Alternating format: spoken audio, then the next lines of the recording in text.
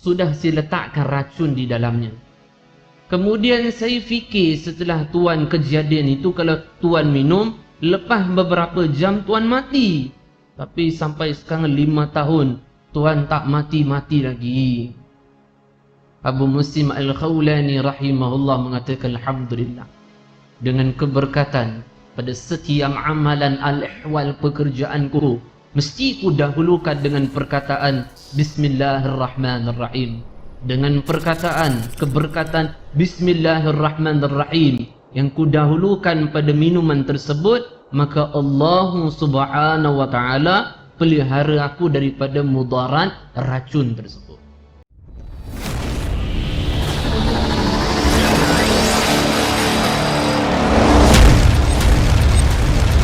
Assalamualaikum warahmatullahi wabarakatuh.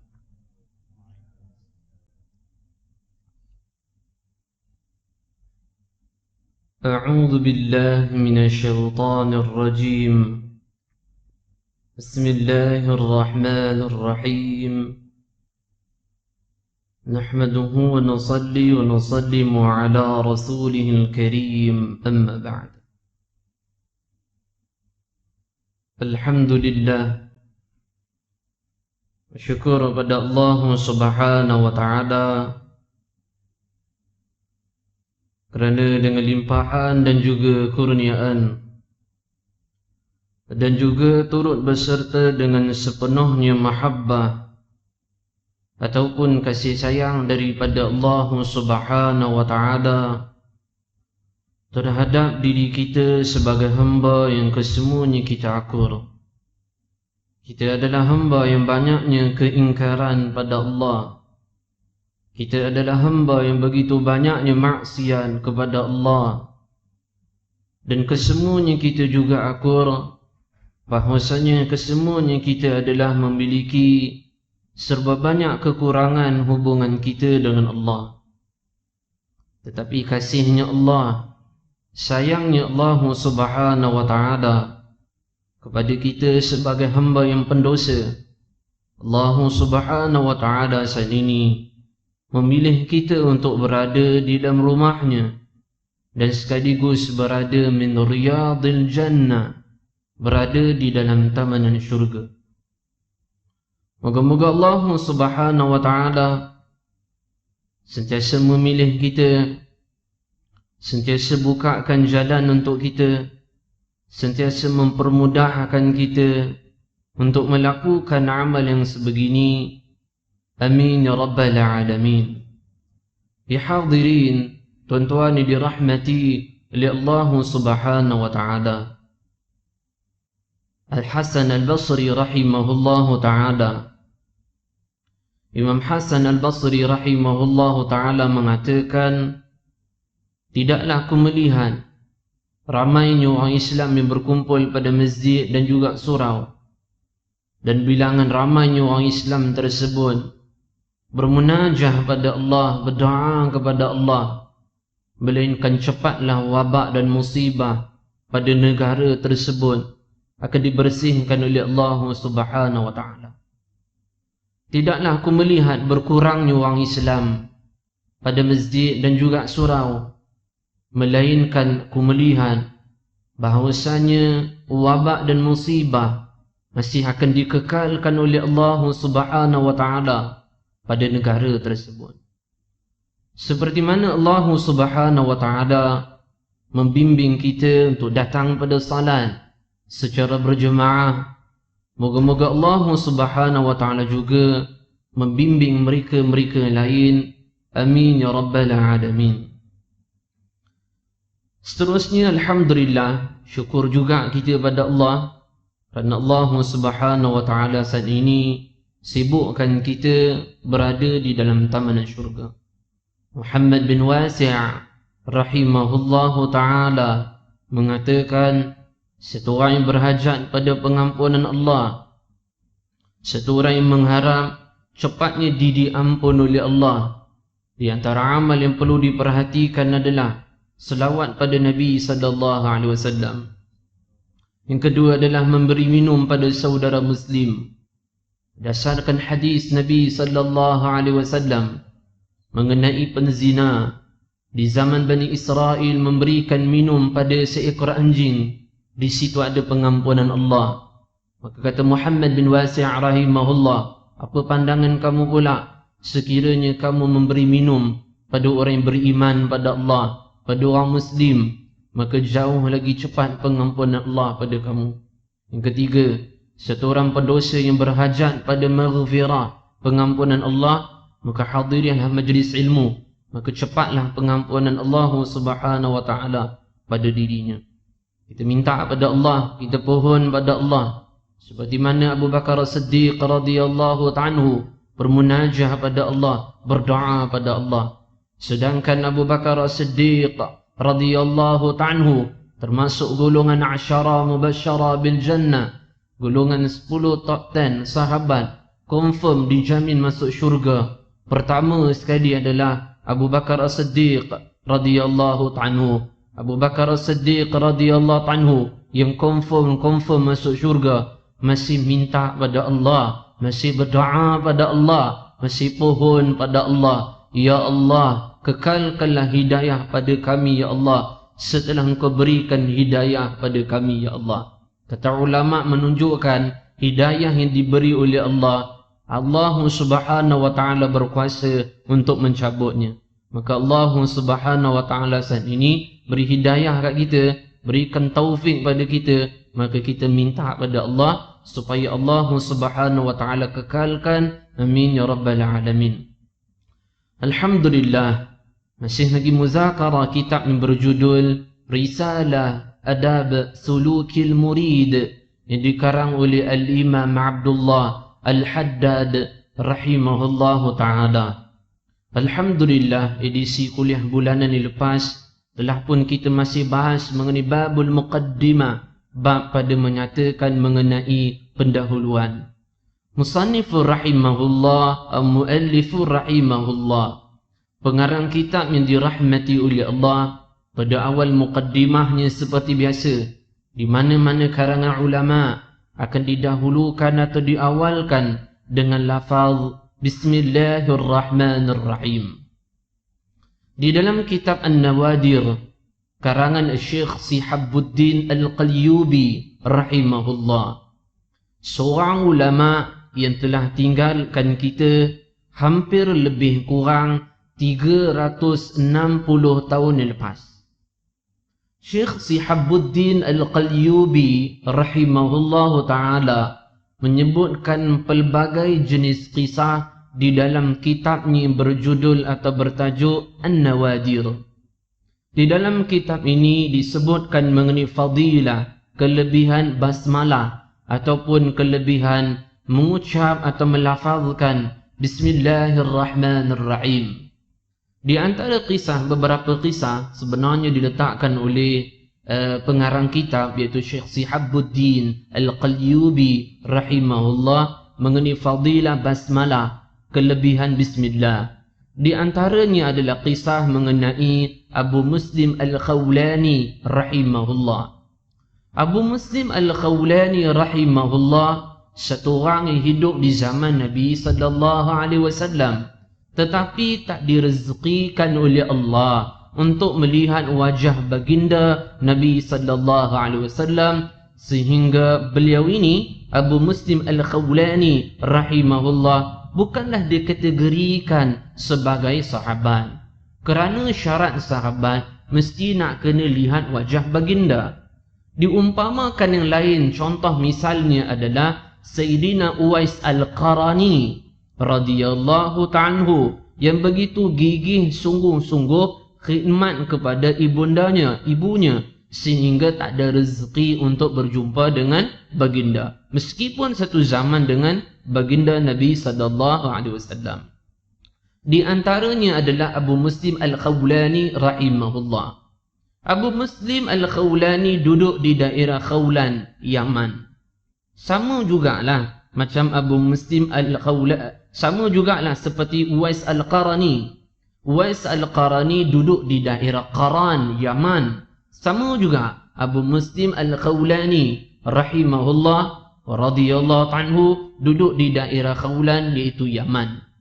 Pernah satu ketika hambanya jumpa Abu Muslim Al-Khawlani dan beritahu, sebenarnya dalam kitab Bustanul Arifin karangan Al-Imam Nawawi rahimahullah, dalam kitab Bustanul Arifin karya Al-Imam Nawawi rahimahullah, banyak menyebutkan kisah-kisah karamah, kisah-kisah yang diberikan sesuatu yang pelik oleh Allah pada para kekasihnya.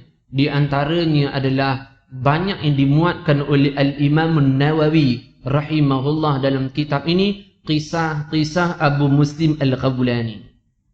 Ada juga kisah para sahabat, di antaranya banyak dimuatkan oleh Al-Imam Nawawi rahimahullah, kisah mengenai Abu Muslim Al-Khawlani.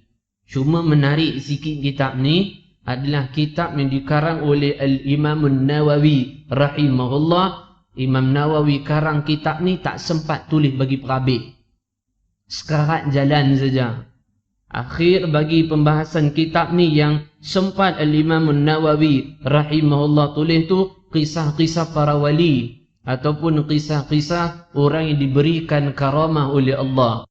Banyak sangat dimuatkan oleh Imam Nawawi rahimahullah kisah mengenai Abu Muslim Al-Khawlani rahimahullah. Kisah ini juga boleh dikatakanlah Allah Subhanahu wa taala berikan kelebihan pada Sayyidina Abu Muslim Al-Khawlani. Satu hari hambanya jumpa Abu Muslim Al-Khawlani dan beritahu, "Tuan, sudah lama saya berkhidmat pada Tuan, Tuan tak mati-mati. Lebih kurang 5 tahun lepas, ketika mana saya sediakan untuk Tuan al-ma', iaitu air pada Tuan, sudah saya letakkan racun di dalamnya. Kemudian saya fikir setelah Tuan kejadian itu, kalau Tuan minum, lepas beberapa jam Tuan mati. Tapi sampai sekarang 5 tahun, Tuan tak mati-mati lagi." Abu Muslim Al-Khawlani rahimahullah mengatakan, "Alhamdulillah, dengan keberkatan pada setiap amalan al-ihwal pekerjaanku, mesti ku dahulukan dengan perkataan Bismillahirrahmanirrahim. Dengan perkataan keberkatan Bismillahirrahmanirrahim yang ku dahulukan pada minuman tersebut, maka Allah Subhanahu wa taala pelihara aku daripada mudarat racun tersebut." Sampailah ni, sampai sekarang alhamdulillah aku masih hidup, tak ada sakit apa pun. Kemudian Abu Muslim Al-Khawlani rahimahullah tanya, "Dah tu aku tanya pada engkau, kenapa letak racun? Kenapa letak racun pada air?" Maka dia beritahu, "Tuan, sudah lama saya berkhidmat pada engkau. Saya tunggu masa bilalah Tuan nak bebaskan saya kerana Allah tak bebaskan saya." Akhirnya Abu Muslim Al-Khawlani rahimahullah membebaskannya kerana Allah Subhanahu wa taala. Yang seterusnya adalah mengenai lafaz hawqalah, iaitu la hawla wa la quwwata illa billahil aliyyil azim. Nabi sallallahu alaihi wasallam bersabda, barang siapa dalam hati seorang ada kesedihan, dalam hati satu orang tak tentram hatinya, maka memperbanyakkanlah hawqalah, iaitu la hawla wa la quwwata illa billahil aliyyil azim. Kata ulama, kadang-kala saja Allah Subhanahu wa taala gelisahkan hati kita. Saja Allah Subhanahu wa taala buat kedudukan hati kita tak apa nak selesa. Sebab apa? Supaya ketika itu kita bermunajah kepada Allah, di antara lafaznya adalah la haula wa la quwwata illa billahil aliyyil azim. Mengenai kisah hawqalah sudah pun saya ceritakan pada tuan-tuan, iaitu kisah mengenai Sayyidina Hudair radhiyallahu anhu di dalam kitab Sifah As-Safwa. Sudah pun saya kisahkan, saya tak ulang balik dah. Setelah daripada lafaz Bismillahirrahmanirrahim, kemudian disebut oleh pengarang kitab la haula wa la quwwata illa billahil aliyyil azim. Kemudian musannif rahimahullah, pengarang kitab, meletakkan mengenai lafaz alhamdulillah, segala puji bagi Allah Subhanahu wa taala. Al-Imam Jalaluddin As-Suyuti rahimahullah, seorang ulama yang telah tinggalkan kita lebih kurang 500 tahun yang lepas. Kata Imam Suyuti rahimahullah dengan ayat Al-Quranul Karim dalam suratul Ibrahim, la in syakartum la azidannakum wa la in kafartum inna adzabi lasyadid. Barang siapa yang bersyukur pada Allah, Allah Subhanahu wa taala akan tambah. Maka Nabi sallallahu alaihi wasallam bersabda, afdalul dzikr la ilaha illallah wa afdalud du'a alhamdulillah. Sebaik-baik zikir adalah la ilaha illallah dan sebaik-baik doa adalah alhamdulillah. Maka kata Imam Suyuti rahimahullah, seorang boleh menjadikan dalam hidup dia itu sebagai wirid ataupun zikir amalan harian berupa lafaz alhamdulillah. Seorang yang melafazkan alhamdulillah beserta dengan hati yang begitu tanam, hati yang sungguh-sungguh rasa syukur pada Allah, maka setiap nikmat yang dikurniakan oleh Allah akan dikekalkan oleh Allah. Tetapi pada edisi kuliah lampau telah saya sebutkan mengenai segala puji bagi Allah, kata pengarang kitab, yang menjadikan hati kita itu tarik kepada Allah Subhanahu wa taala. Maka satu orang yang diizinkan oleh Allah Subhanahu wa taala untuk beramal, selayaknya dia bersyukur kepada Allah kerana tak ada lagi nikmat di atas muka bumi Allah melainkan nikmat beramal. Nikmat tidur, maka akan datang waktu yang dia akan bangun. Maka tak ada lagi seronok untuk dia tidur. Begitu juga makan. Satu orang makan punya banyak, punyalah sedap, akhirnya dia akan jumpa tandas. Maka satu orang yang dikurniakan oleh Allah dengan nikmat beramal, maka diakhiri dengan di dunia ini dengan mati su'ul khatimah. Diakhiri di hari akhirat dia itu di dalam syurga Allah Subhanahu wa taala. Setelah beramal diakhiri dengan ketenangan di dalam jiwa. Maka tiada lagi nikmat yang paling nikmat mengatasi nikmat beramal, tu tak ada. Paling nikmat tu nikmat beramal. Maka sekiranya kita dipilih oleh Allah, kita ditakdirkan oleh Allah, kita digerakkan oleh Allah, maka setiap amal tersebut bukanlah disertai dengan bangga ataupun ujub kemampuan beramal, tapi lakukanlah amalan kebaikan, menyedari bahasanya kita memiliki banyak kekurangan dan bersyukur kepada Allah Subhanahu wa taala. Maka nikmat beramal yang disyukuri, maka nikmat tersebut akan dikekalkan oleh Allah, bahkan akan ditambah oleh Allah Subhanahu wa taala. Kenapa nikmat amal tu tak mampu diistiqamah? Kerana kurang syukur ketika kita beramal. Sebab benda tu dah biasa hari-hari. Kalau benda yang baru memudahkan kita syukur, tapi benda tu dah lama dah, kebiasaannya tu benda yang lama tu kita kurang syukur pada Allah. Umpamanya mata, berapa puluh tahun dah mata kita ada, kurang syukur pada Allah. Kenapa? Disebabkan benda tu dah berkekalan, benda tu lama, menyebabkan kurangnya syukur kita pada Allah Subhanahu wa taala. Setelahnya itu mengenai selawat pada Nabi sallallahu alaihi wasallam. Syekh Yusuf bin Ismail An-Nabhani rahimahullahu taala dalam kitabnya menyebutkan mengenai kelebihan selawat pada Nabi sallallahu alaihi wasallam.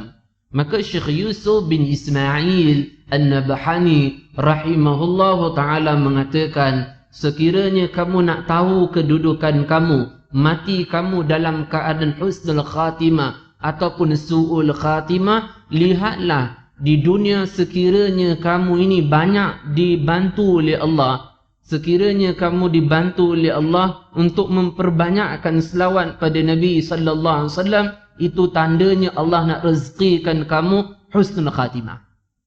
Cuba kita muhasabah tengok. Sekiranya kita dibantu oleh Allah untuk memperbanyakkan selawat pada Nabi sallallahu alaihi wasallam, insya-Allah Allah nak jadikan kita tu dalam keadaan mati dalam keadaan husnul khatimah. Moga-moga kesemuanya kita dibimbing oleh Allah untuk memperbanyakkan zikir padanya, memperbanyakkan selawat pada Nabi sallallahu alaihi wasallam, dan moga-moga kesemuanya kita mati dalam keadaan husnul khatimah. Amin ya rabbal alamin. Seterusnya pengarang kitab musannif rahimahullah menyebut mengenai firman Allah Subhanahu wa taala. Allah Subhanahu wa taala berfirman dalam Al-Quranul Karim, surah Al-Isra, surah yang ke-17, ayat yang ke-18 hingga ke-19. Allah Subhanahu wa taala berfirman, barang siapa yang menginginkan sesuatu yang segera, yaitu dunia, maka Allah Subhanahu wa taala segerakan baginya bagi siapa yang Allah Subhanahu wa taala kehendaki. Kemudian Allah Subhanahu wa taala jadikan tempat kembali baginya neraka Jahannam dalam keadaan terhina dan terusir. Dan barang siapa yang menginginkan akhirat lalu menempuh jalan untuk menujunya akhirat dan dia beriman, maka itulah orang-orang yang usahanya disyukuri. Hadirin tuan-tuan dirahmati oleh Allah Subhanahu wa taala. Allah Subhanahu wa taala menyebutkan sifat atau perihal orang kafir dan orang beriman. Kalau orang kafir, mereka segerakan ingin keduniaan. Apa maksud keduniaan di sini? Pangkat, jawatan, kekayaan, kemewahan. Orang-orang kafir, feel perasaan hati mereka tu macam tu. Mereka inginkan kekayaan, mereka inginkan kemewahan hidup, mereka inginkan jawatan, mereka inginkan boleh memerintah orang bawahan. Ini sifat-sifat mereka. Maka Allah Subhanahu wa taala sebut, akan kami berikan benda tu segera pada mereka di dunia. Tapi di akhirat nanti akan kami masukkan mereka ke dalam neraka dalam keadaan terhina. Beza pula dengan kedudukan orang Islam. Kedudukan orang Islam tujuan matlamat hanya akhirat. Maka Allah Subhanahu wa taala ganti pula pada orang mukmin adalah kehidupan di akhirat di dalam syurga abadan abada selama-lamanya. Ciri-ciri orang kafir, mereka inginkan segera keduniaan, iaitu jawatan, pangkat, kekayaan, kemewahan. Maka tolong sangat-sangat jangan samakan kehidupan kita macam mereka. Jangan untuk kemewahan, jangan untuk kekayaan. Kerana kebulu pada jawatan, kebulu pada pangkat, kemewahan, kekayaan hanya sifat orang-orang kafir. Maka tunjuk sikit perbezaan antara orang mukmin dengan orang musyrik, orang yang menyekutukan Allah.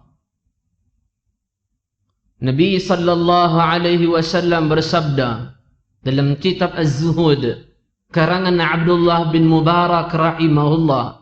Tu ada riwayat disebutkan Nabi sallallahu alaihi wasallam bersabda, telah datang padaku Jibril alaihi salam. Jibril alaihi salam datang padaku membawa khazanah dunia, membawa perbendaharaan dunia, membawa kekayaan dunia padaku.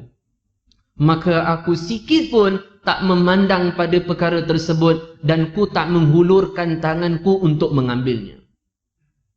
Sayyidina Abdullah bin Sa'ad rahimahullah mengatakan, ini menunjukkan tak ada kebaikan pada kekayaan tersebut. Sekiranya betul ada kekayaan pada keduniaan, nescaya Nabi sallallahu alaihi wasallam akan ambil ketika mana dihulur oleh Jibril alaihi salam.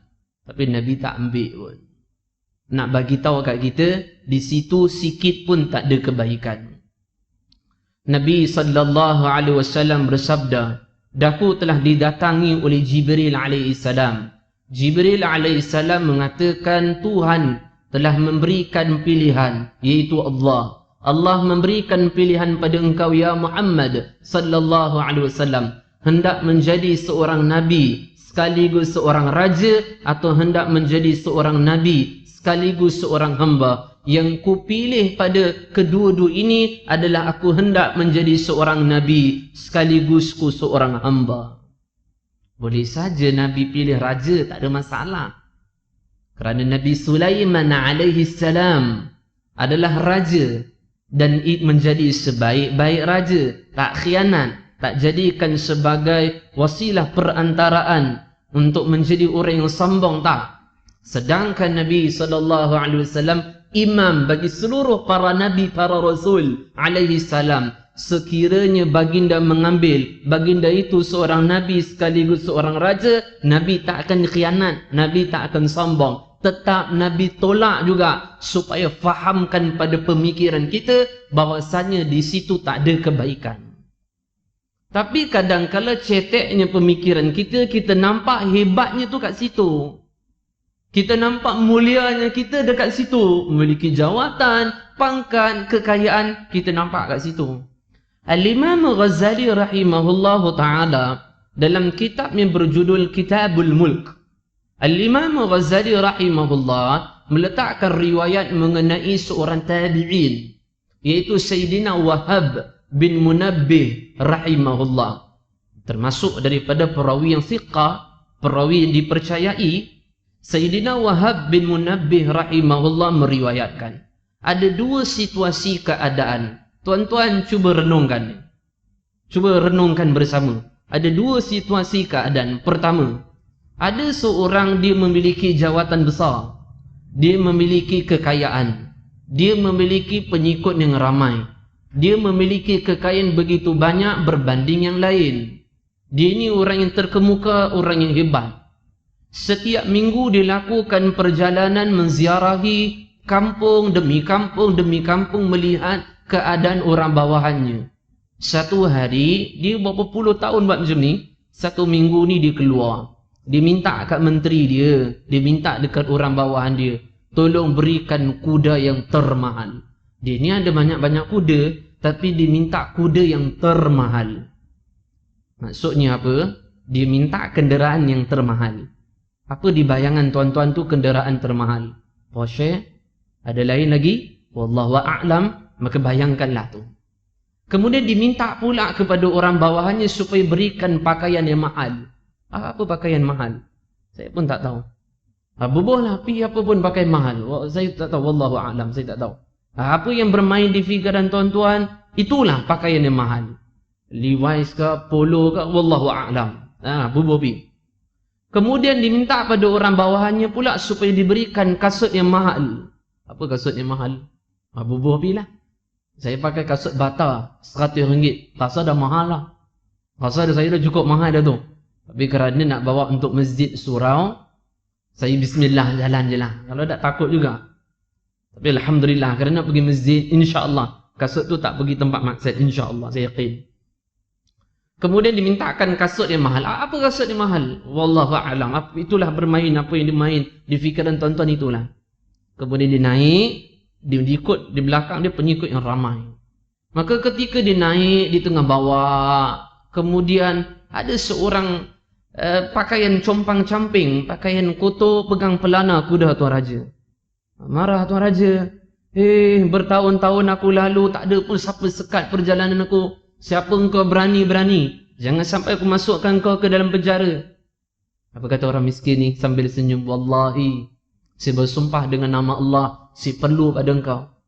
Engkau cakap apa yang kau nak. Jangan suruh orang belakang aku ni heret engkau masuk di dalam penjara. Kau hajar engkau ni tak ada adab dengan aku. Tak kenal siapa aku. Wallahi, saya bersumpah dengan nama Allah, saya perlu pada engkau. Ia cakap apa yang kau nak. Wallahi, saya bersumpah, saya perlu pada engkau. Sini berbisik. Apa yang kau nak kebulu sangat dengan aku. Apa yang dibisiknya? Ana malakul maut. Ana Israel alaihi salam. Saya telah diutus oleh Allah, malaikat, untuk mencabut akan nyawamu. Pucat wajah dia. Kemudian apa dia berbisik pula pada malaikat Israel yang menyerupai manusia Israel. Tolong bagi aku sedikit masa. Aku turun daripada kuda aku.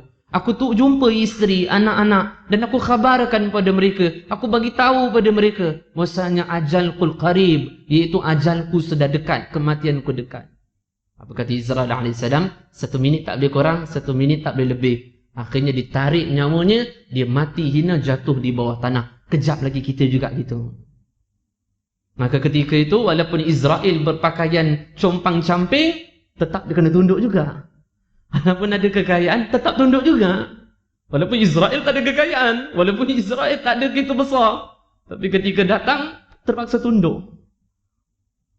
Imam Ghazali mengatakan, kenapa dia minta supaya turun? Kenapa dia tak naik kuda terus? Ini Imam Ghazali sebut. Kerana dia tahu nilai kenderaan sudah tak ada nilai. Satu orang akan memahami hakikat kekayaan tu langsung sikit pun tak ada kekayaan. Bila bila mana didatangi oleh Israel. Beruntunglah satu orang yang telah diberi fahamkan oleh Allah bahwasanya terlebih awal dunia tu tak ada nilai sebelum dia menemui ajal kematian. Ini untung betul orang macam tu. Situasi kedua, riwayat yang sama juga, Sayyidina Wahab bin Munabbih meriwayatkan bahwasanya ada orang tu dia beramal. Dia boleh kekayaan tapi dia tak nak. Boleh ada jawatan tapi dia tak nak. Dia sibuk dengan ibadah. Malaikat Israel alaihissalam menyerupai manusia, ketuk pintu dia. Assalamualaikum. Habis dia salat, dia buka pintu. Waalaikumsalam. Ya, nak apa? Wallahi saya perlu pada engkau. Ya, cakap apa yang kau nak? Wallahi saya perlu pada engkau. Ya, cakap apa yang kau nak? Wallahi saya perlu pada engkau. Ana malakul maut. Malakul maut, alhamdulillah. Ahlan wa sahlan wa marhaban bihudurikum. Oh, datang-datang dengan segala hormatnya. Aku tertunggu-tunggu kedatangan engkau, wa Israel. Lambat Israel, lambat. Sedangkan aku tertunggu-tunggu dengan persiapan yang lengkap. Segeralah mencabut akan kematianku. Kata ulama, kalau sekiranya kejap lagi malaikat Israel datang, kita situasi yang mana? Agak-agak situasi yang tadi minta tangguh, kemudian tak boleh. Ataupun situasi yang kedua, menyuruh malaikat supaya cepat mencabut nyawa kita. Cuba muhasabah. Hati satu orang yang bersih daripada keduniaan, maka cita-cita dalam hatinya adalah ajal kematian. Sehingga Imam Ghazali memberitahu bahwasanya tingkatan hati seorang memandang mati itu ada 3. Pertama, benci, tak suka. Dia kekayaan banyak, simbang mati dia tak nak. Kedua, takut. Tak ada persiapan. Ketiga, hubbul maut. Dia suka kepada kematian. Maka kita kondisikan hati kita. Kalau satu orang yang bersih daripada tak ada kemewahan, tak inginkan gelaran, kemasyhuran, itu matinya itu mudah ni, insya-Allah. Ya hadirin, tuan-tuan dirahmati oleh Allah Subhanahu wa taala.